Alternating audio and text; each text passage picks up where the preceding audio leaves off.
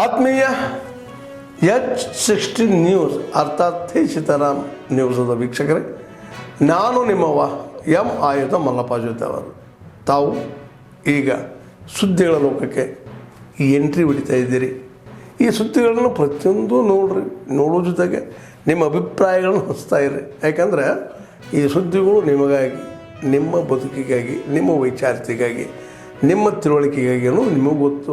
ಜೊತೆಗೆ ನಮಗೂ ನಿಮ್ಮೊಂದಿಗೆ ಇದೊಂದು ಮಾತಾಡುವಂಥ ಜೊತೆಗೆ ಸುದ್ದಿಗಳನ್ನು ಬಿಡುವಂಥ ಕೆಲಸ. ಈ ಕೆಲಸದಲ್ಲಿ ನಾವು ನಿಮ್ಮೊಂದಿಗಿದ್ದೀವಿ ಅಂತ ಹೇಳ್ತಾ ನೋಡ್ತಾ ಇರಿ ಈ ಸುದ್ದಿಗಳನ್ನು.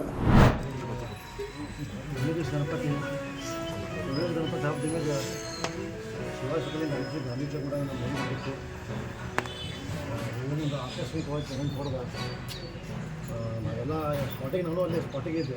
ಪ್ರಯತ್ನ ಮಾಡೋದು ಆಂಬುಲೆನ್ಸ್ ಪ್ರಯತ್ನ ಮಾಡೋದು. ಪಟ್ಟು ಹೋಗಿ ಅಪ್ಪನವ್ರು ಇದ್ರು ಅದೇ ಸ್ಪಾಟಿಗೆ ಅವರು ಬಂದರು. ಅಲ್ಲೇ ಸ್ಪಾಟಿಗೆ ಬಂದು ಅವ್ರು ನೀವು ದವಾಖಾನೆಗೆ ಹೋಗತ್ತಾರೆ, ಇನ್ನೂ ಪಾಸ್ ಬರ್ತೀನಿ ಅಂತಂದರು.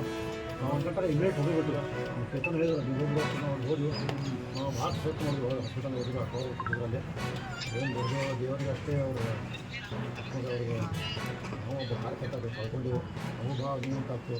ಅದೇ ರೀತಿಯಾಗಿ ಎಲ್ಲ ಮಾಮೂಲಿಗಳಿಗೂ ಎಲ್ಲ ಗಣಪತಿ ಎಲ್ಲರೂ ಅವತ್ತು ಇಮಿಡಿಯೇಟ್ 20 ಮಿನಿಟ್ನಾಗೆ ಎಲ್ಲರೂ ಇಮಿಡಿಯೇಟ್ ಅಂದರೆ ಸ್ಟಾಪ್ ಮಾಡಿ ಮೌನ ಚೇಂಜ್ ಮಾಡಿ ಈ ದುಃಖದಾಗ ಅವರು ಕೂಡ ಸಹಭಾಗಿಲ್ಲ.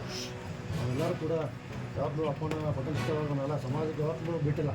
ಸಮಾಜದ ಜೊತೆ ಯಾವುದೇ ಕಾರ್ಯಕ್ರಮದಲ್ಲಿ ಅವ್ರು ಸಮಾಜ ಜೊತೆ ಇರ್ತಾರೆ, ಯಾವಾಗಲೂ ಮುಂದಿರ್ತಾರೆ. ಏನು ಹೋದಾಗ ಅವ್ರ ದುಃಖನಾಗ ಸಹ ಕೂಡ ನಮಗೆ ಸಂಪನ್ನ ಹೇಳಕ್ಕೆ ಬಂದಾಗ ಹೇಳಿಸಿ ವಿಜಯಪುರ ಜಿಲ್ಲೆಯ ರಾಷ್ಟ್ರೀಯ ಹೆದ್ದಾರಿಯಲ್ಲಿ ಯಮಸ್ವರೂಪಿ ತಗ್ಗು ಗುಂಡಿಗಳು ಬಿದ್ದಿವೆ. ರಾಷ್ಟ್ರೀಯ ಹೆದ್ದಾರಿ ಮಧ್ಯದಲ್ಲಿ ದೊಡ್ಡದಾದಂತಹ ತಗ್ಗು ಗುಂಡಿಗಳು ಬಿದ್ದಿದ್ದು ವಾಹನ ಸವಾರರು ಸ್ವಲ್ಪ ಯಾಮಾರಿದರೂ ಅಪಘಾತವಾಗುವಂಥದ್ದು ಪಕ್ಕ.